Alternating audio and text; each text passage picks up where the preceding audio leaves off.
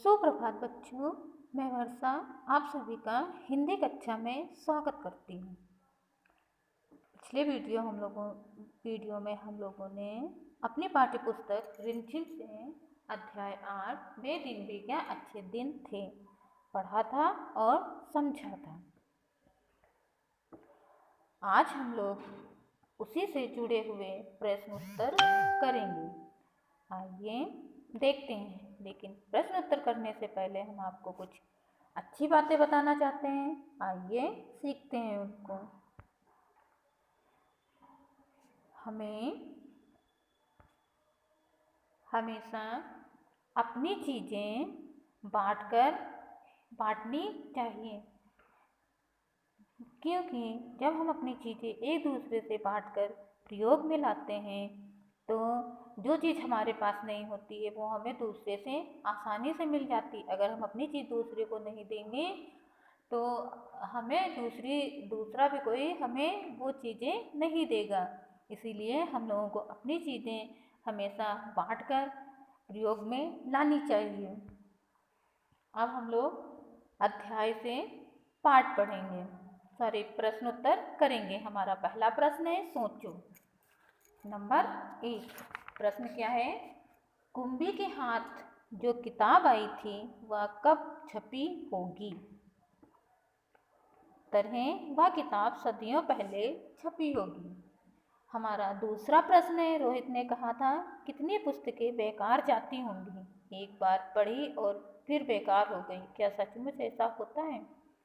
उत्तर, वे ही पुस्तकें बर्बाद होती हैं जिन्हें लोग पढ़कर फेंक देते हैं या कबाड़ी वाले से बेच देते हैं। यदि पुस्तकें पढ़कर उन्हें हिफाजत से रख दी जाएं तो वे कभी बर्बाद नहीं होती, बल्कि पीढ़ी दर पीढ़ी पढ़ी जाती हैं और उनकी उपयोगी बातें जीवन में उतारी जाती हैं। हमारा अगला प्रश्न है, कागज के पन्नों की किताब और टेलीविज़न के पर्दे पर चलने वाली किताब, तुम इनमें से किसको पसंद करोगे और क्यों? मैं कागज़ के पन्नों की किताब पसंद करूँगा, क्योंकि इसे कभी भी पढ़ा जा सकता है। इतना ही नहीं, ऐसी किताबों को एक से अधिक बार भी पढ़ा जा सकता है, किस्तों में भी पढ़ा जा सकता है। ये सारी बातें टेलीविज़न के पर्दे पर चलने वाली किताब में नहीं मिलती। हमारा अगला प्रश्न है, तुम कागज़ पर छपी किताबों से पढ़ते हो, पता करो कि कागज़ से पहले की छपाई किस किस चीज़ पर हुआ करती थी?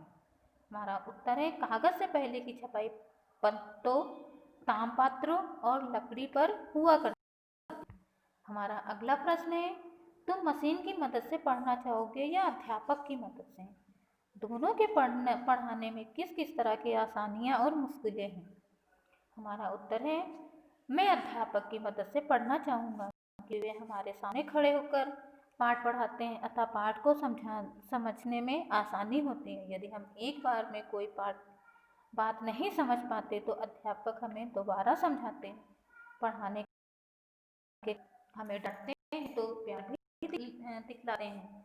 कक्षा में एक अपनापन जैसा माहौल छा जाता है। मशीन की मदद से पढ़ाई में ये सारी बातें नहीं होंगी, ऐसी पढ़ाई उबाऊ भी हो सकती हैं।